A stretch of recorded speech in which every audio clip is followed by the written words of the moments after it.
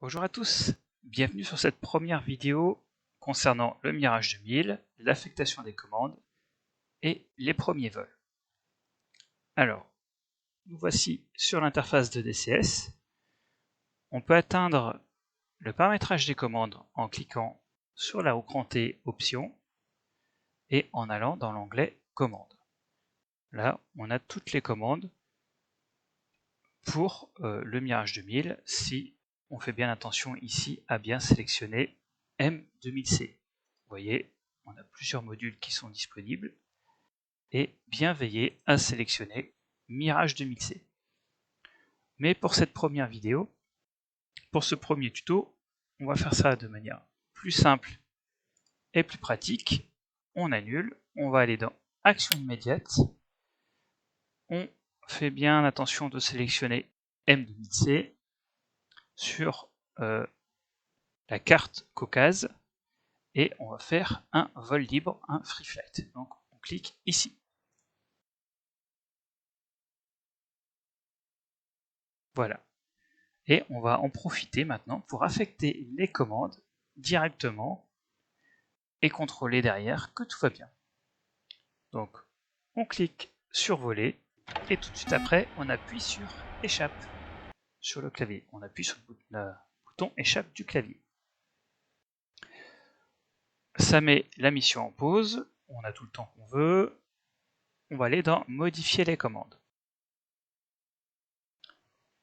On revient sur le panneau tout à l'heure, qui sont normalement les commandes à affecter pour le Mirage 2000. On revérifie quand même toujours que on est bien sur M2000C, et ensuite on va pouvoir affecter des commandes.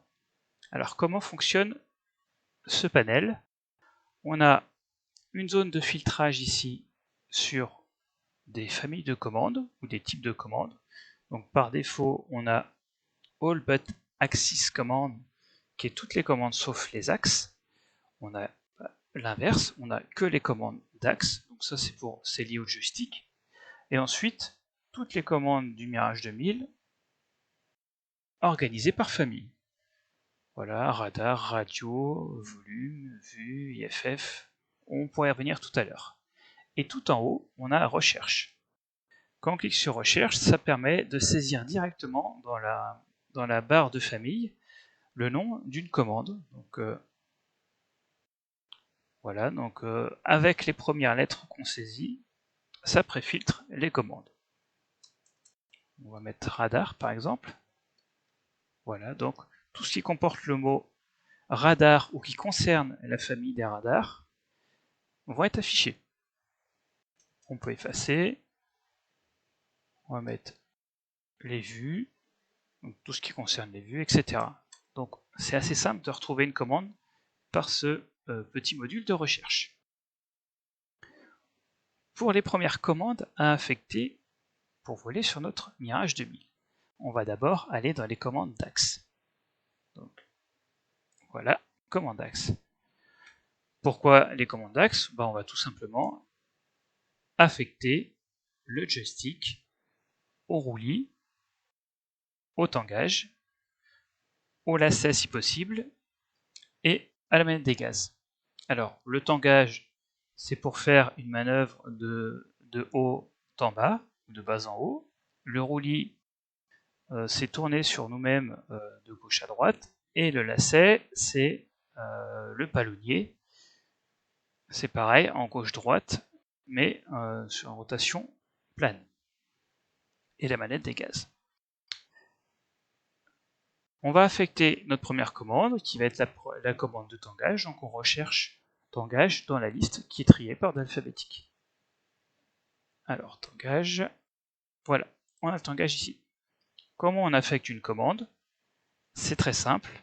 Il suffit de cliquer dans la case du périphérique souhaité pour affecter la commande du tangage.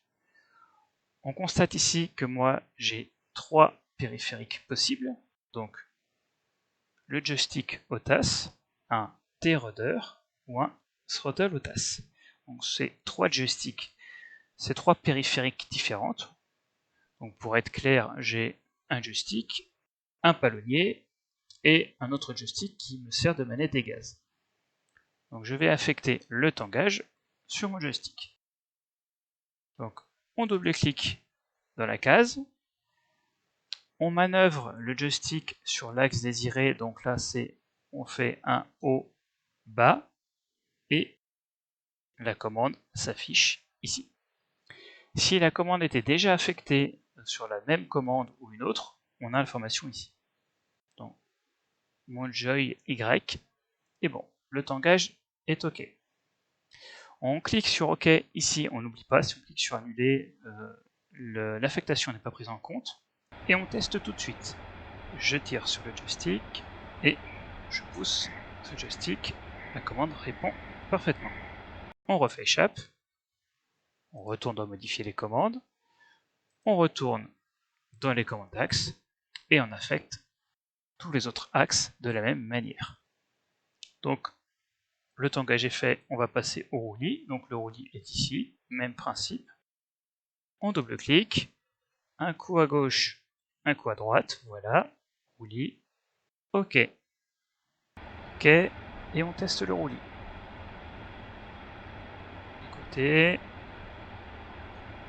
de l'autre côté, et on remonte un petit peu.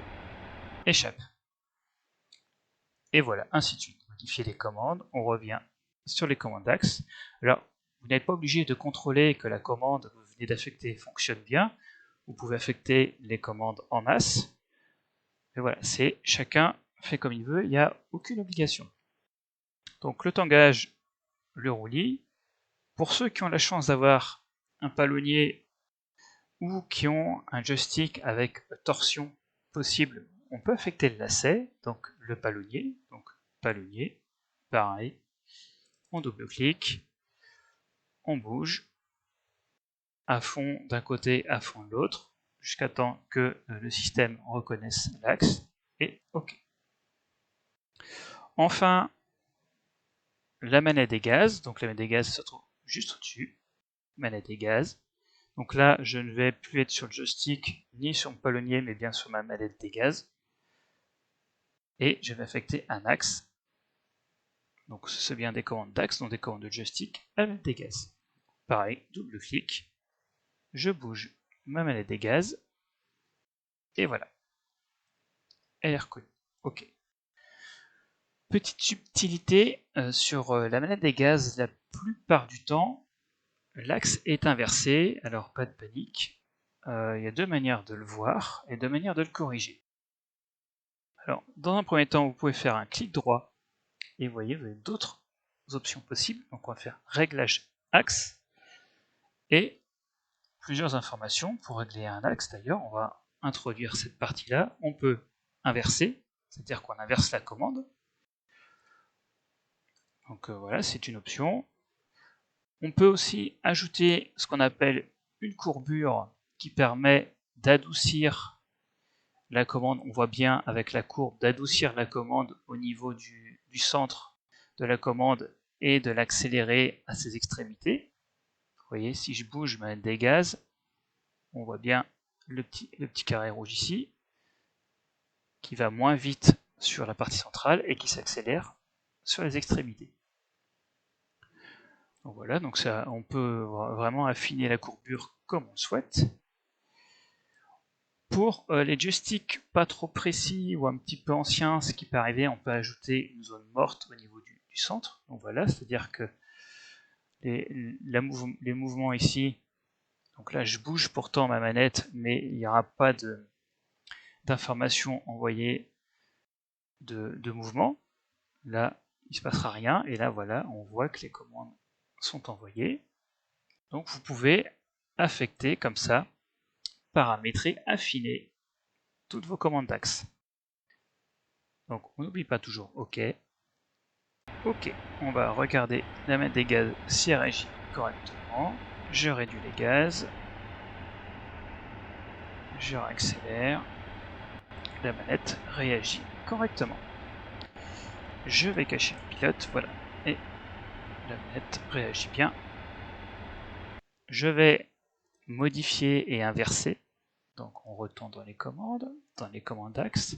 pour vous montrer, je vais inverser le fonctionnement manuel des gaz. Ok. Et là, les gaz fonctionnent à l'envers.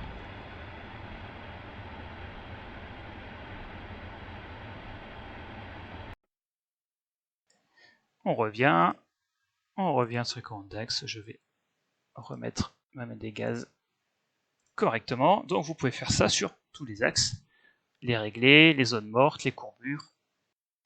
Vous pouvez faire ça vraiment sur toutes les commandes d'axe. Maintenant qu'on a réglé le tangage, le roulis, le lacet et les gaz, il reste quelques petites choses à régler pour voler sur le Mirage 2000 et que ce soit sympa. On va paramétrer l'aérofrein. Donc l'aérofrein, ça ne va pas être une commande d'axe. Donc on revient dans All But Axis Command. Alors, il y a des noms de commandes en anglais, il y a des noms de commandes en français. Les deux sont un peu mélangés. Donc, pour les aérofreins, c'est Airbrake. Donc là, on a de la chance, Airbrake, ça commence par un A, donc c'est ici. Mais on peut, comme tout à l'heure, je vous ai dit, rechercher Airbrake. Et l'avantage, c'est qu'on ne voit que les commandes qui contiennent le mot Airbrake, ou qui sont dans une catégorie associée.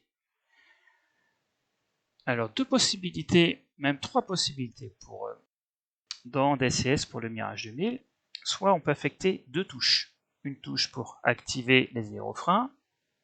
Et quand je parle de touche, je parle soit de touche clavier, soit de bouton sur le joystick. Donc, soit deux touches, une pour l'activer, une pour l'arrêter. Une touche qui, tant qu'elle est appuyée, les aérofreins vont être actifs et dès que la touche est relâchée, les aérofreins vont se rentrer. Soit une touche toggle, c'est-à-dire quand j'appuie une fois, ça active, et j'appuie une deuxième fois, ça désactive. Donc, c'est au choix. Moi, ce que j'ai fait, et ce que j'aime bien, c'est une touche active tant que j'appuie dessus, et dès que je relâche la touche, ça le désactive. Parce que j'ai une touche qui correspond vraiment à ce fonctionnement-là sur mon joystick. Là, je vous laisse au choix. Le plus simple pour commencer, c'est une touche pour activer, une touche pour désactiver. Le toggle, c'est pas facile de savoir où on se trouve. Donc, soit touche clavier. Donc là, on a déjà des touches clavier déjà affectées par défaut dans DCS. Donc on a la touche B qui permet de activer, et puis si on appuie dessus, ça désactive. Avec Shift gauche, on active, et CTRL gauche, toujours avec la touche B, ça désactive. Donc c'est au choix, vous pouvez modifier ces touches-là. On double-clique pareil. Si je veux mettre la touche C par exemple, OK, il m'ajoute la touche C à la touche B. On peut effacer toutes les commandes. Voilà, donc là, quand j'ai cliqué sur effacer, ça efface tout, il n'y a plus rien. Je redouble-clique, je remets mon C, ou je remets le B, peu importe, ça c'est pour la touche clavier. Si on veut affecter une touche, un bouton du joystick, ça fonctionne pareil. Voilà, j'ai appuyé sur mon bouton, ça le met ici, ça me dit qu'il est déjà utilisé, on fait OK, et voilà. Donc, l'aérofrein, c'est tout bon. Alors, on va voir pour les aérofreins, j'appuie sur la touche B pour sortir les aérofreins. Là, j'ai appuyé, on va passer en vue externe F2 pour voir les aérofreins. Voilà la vue externe, on voit les aérofreins de sortie. Je rappuie sur la touche B, les aérofreins rentrent. Je rappuie, il ressort, et ainsi de suite, vous avez compris. Pour revenir en vue cockpit, c'est la touche F1. Et maintenant, on a vu toutes les commandes de base pour pouvoir voler avec le Mirage 2000. Donc on va tester que tout fonctionne correctement. Au début, on y va doucement. On teste toutes les commandes. Le roulis, le tangage, la manette des gaz. Et puis après, on peut y aller un peu plus fort pour bien sentir l'appareil. Et voilà, vous savez tout en ce qui concerne le vol de base du Mirage 2000. Maintenant, il ne reste plus qu'à voir les vues. Alors, on fait échappe. 3 choses. Soit vous disposez d'un casque VR, et là, c'est dans le casque que ça se passe. Soit vous disposez d'un track IR. C'est un petit système qui se pose sur votre tête et qui a une petite caméra en face. Après, il y a plusieurs technologies, mais en général, c'est ça, qui va repérer les mouvements de la tête et qui va permettre à la tête du pilote dans le jeu de reproduire votre mouvement de tête. Et puis, si vous n'avez rien, on peut affecter des commandes, des boutons pour modifier la vue. Donc, c'est ce qu'on va faire. Alors là, on va aller dans la catégorie vue et on a toutes les commandes qui sont en relation avec les changements de vue. Donc on retrouve le F1, le F2, donc le F1 ici, voilà, vue cockpit. F2, on va être en vue aéronef. Donc vous avez d'autres vues, je vous laisse découvrir. Nous, ce qui va nous intéresser, ça va être vue en bas lentement, vue haut lentement, vue droite lentement et vue gauche lentement. Donc vous voyez qu'il y a déjà des commandes, des touches d'affecter. Donc on a, c'est sur le pavé numérique, donc touche 2, touche 6, touche 4 et touche 8. Si vous avez la possibilité sur votre joystick, c'est d'affecter ces commandes-là sur votre joystick pour pouvoir bouger la tête du pilote en vol beaucoup plus facilement, sans avoir à interagir avec le clavier. Donc c'est ce que je vais faire. Idéalement, il y a pour ceux qui ont un joystick qui a cette commande-là, on a ce qu'on appelle le chapeau chinois, le POV, ou ça porte d'autres noms, pour modifier les vues. C'est souvent un bouton qui est accessible relativement facilement avec le pouce. Donc je vous montre la photo de ce genre de bouton. Et idéalement, on affecte ce bouton-là au changement de vue. Donc là, j'appuie vers le bas pour affecter la commande de baisser la tête. OK. J'appuie vers le haut pour la tête vers le haut. À gauche. Et à droite. OK. Et là, je bouge la tête de mon pilote.